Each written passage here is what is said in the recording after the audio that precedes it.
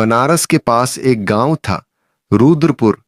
यह गांव अपनी होली की भव्यता के लिए प्रसिद्ध था, लेकिन गांव के बाहर एक पुरानी हवेली थी जहां कोई भी जाने की हिम्मत नहीं करता था। लोगों का मानना था कि वहां बुरी आत्माएं रहती हैं। कहते हैं कि 100 साल पहले उस हवेली में ठाकुर विक्रम सिंह रहते थे। वे बहुत क्रूर व्यक्ति थे। होली के दिन उन्होंने गांव की एक निर्दोष लड़की रुक्मिणी पर अत्याचार किया था। उसने श्राप दिया, जिस रंग से तुमने मेरा जीवन रंगा, वही रंग तुम्हारे वंश को तबाह कर देगा। होली की रात तुम्हारा अंत होगा। रुक्मिणी ने हवेली के कुएं में कूदकर जान दे दी। उसी रात से हवेली शापित हो गई। ठाकुर और उनका पूरा परिवार रहस्यमयी तरीके से मर गया। लोगों ने देखा कि हर होली की रात हवेली से अजीब सी चीखें और हंसी सुनाई देती थी। समय बीता, गांव के लोग हवेली से दूर रहने लगे, लेकिन इस साल कुछ युवाओं ने तय किया कि वे वहां जाकर सच्चाई का पता लगाएंगे। वे थे रवि, नितिन, सीमा और आयुष। होली की शाम वे चारों हवेली पहुंचे। अंदर घुसते ही अजीब ठंडक महसूस हुई। हवेली के दीवारों पर पुरानी खून की छींटें दिख रही थीं, जैसे किसी ने दीवारों को रंग से नहीं, खून से रंगा हो। अचानक हवेली का दरवाजा अपने आप बंद हो गया। कौन है?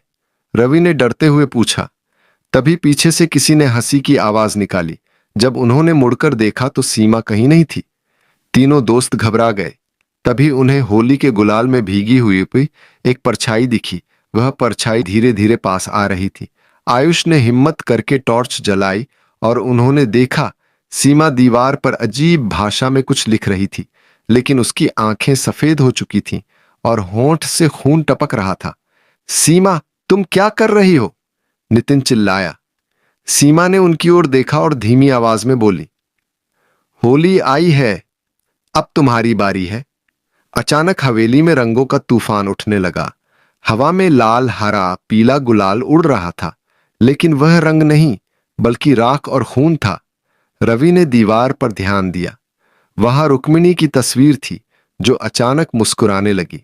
उसने धीरे से कहा, तुम सब ने मेरी हवेली अपवित्र की है, अब यह तुम्हारी कब्रगाह बनेगी।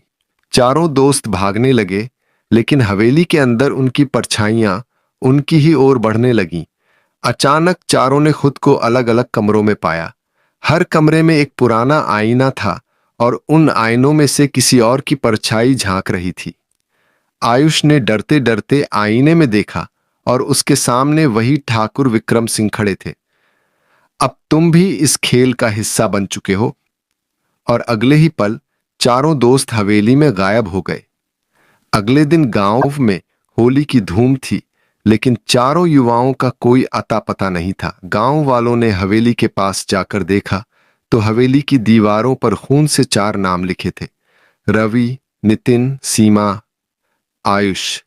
और हवेली के दरवाजे पर वही शब्द चमक रहे थे, होली आई थी, अब फिर आएगी। रवि, नितिन, सीमा और आयुष को गए हुए 24 घंटे हो चुके थे, लेकिन उनका कोई सुराग नहीं था। गांव में डर का माहौल था। बुजुर्गों ने चेतावनी दी कि हवेली का श्राप फिर से जाग उठा है। लेकिन एक और युवा, रोहित, जो इन बातों को अंधविश्वास मानता था, अपने दोस्तों को खोजने के लिए हवेली जाने को तैयार था। उसके साथ उसकी बहन साक्षी और 2 दोस्त, विक्रम और अंशुल भी चल पड़े। हवेली में कदम रखते ही चारों जैसे ही हवेली के गेट के पास पहुंचे, हवा में अजीब सी ठंडक थी। हवेली के दरवाजे अपने आप खुले और एक धीमी फुसफुसाहट सुनाई दी।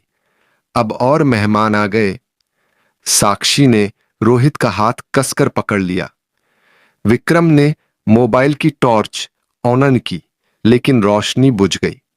अंदर घुसते ही दीवारों पर ताजे खून से लिखा दिखा, होली आई थी, अब फिर आएगी।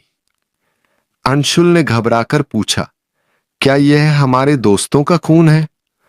तभी अचानक हवेली के अंदर होली के रंग उड़ने लगे, लेकिन ये रंग नहीं थे बल्कि राख और सूखा खून था।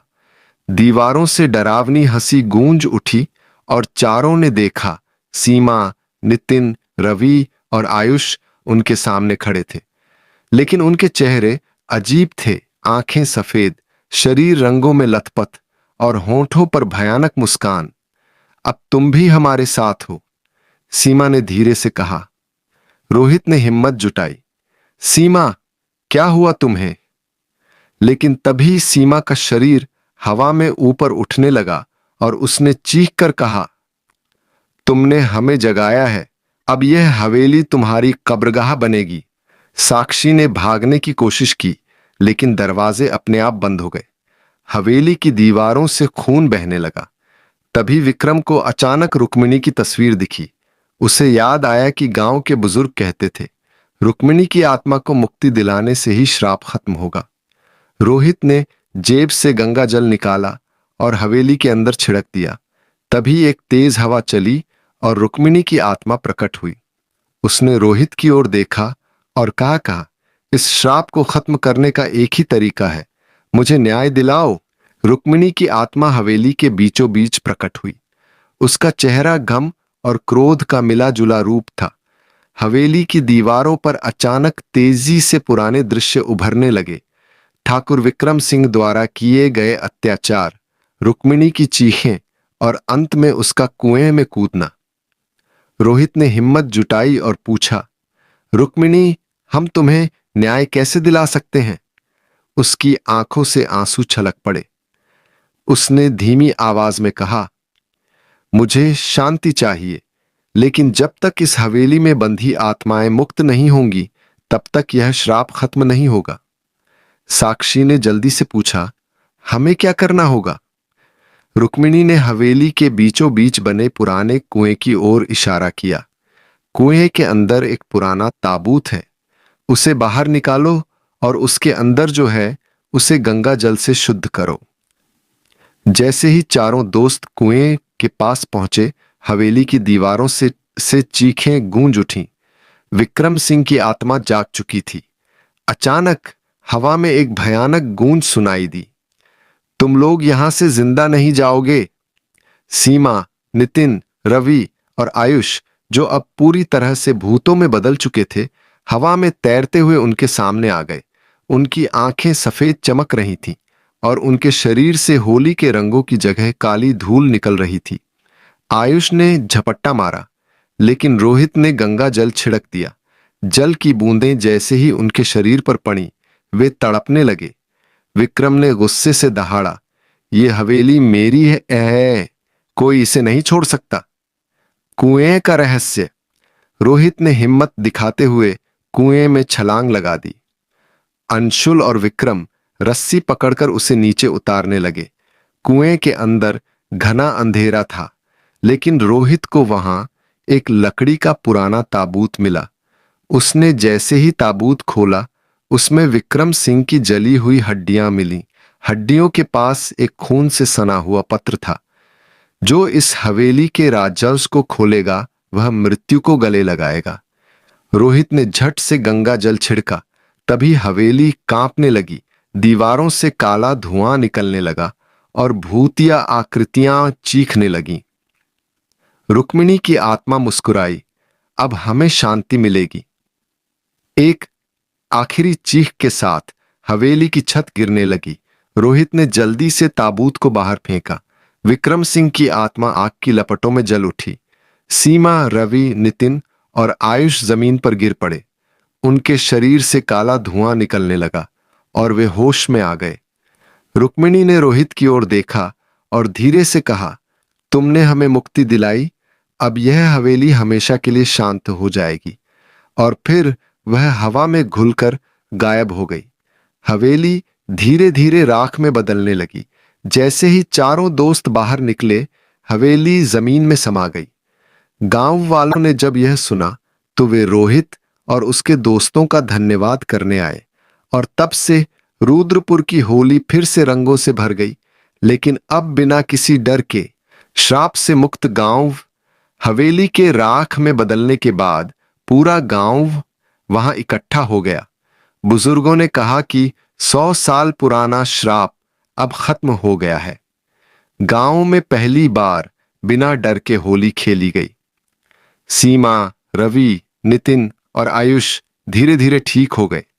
उन्हें कुछ याद नहीं था, लेकिन उनके शरीर पर हल्के हल्के होली के रंग अब भी थे, मानो कोई अदृश्य शक्ति उन्हें याद दिला रही हो कि उन्होंने क्या सहा था। एक आखिरी संकेत। रोहित और साक्षी ने हवेली के जलते हुए अवशेषों को देखा। हवा में हल्की सी खुशबू फैली और उन्हें महसूस हुआ जैसे रुक्मिणी की आत्मा उन्हें धन्यवाद कह रही हो। तभी अचानक राख के बीच से एक छोटी सी मूर्ति निकली, रुक्मिणी की। रोहित ने उसे उठाया और तभी उसे हल्की फुसफुसाहट सुनाई दी। धन्यवाद, अब मैं मुक्त हूं। वह मुस्कुराया और धीरे से मूर्ति को गंगा नदी में प्रवाहित कर दिया। उस साल गांव में रंगों का असली त्योहार मनाया गया।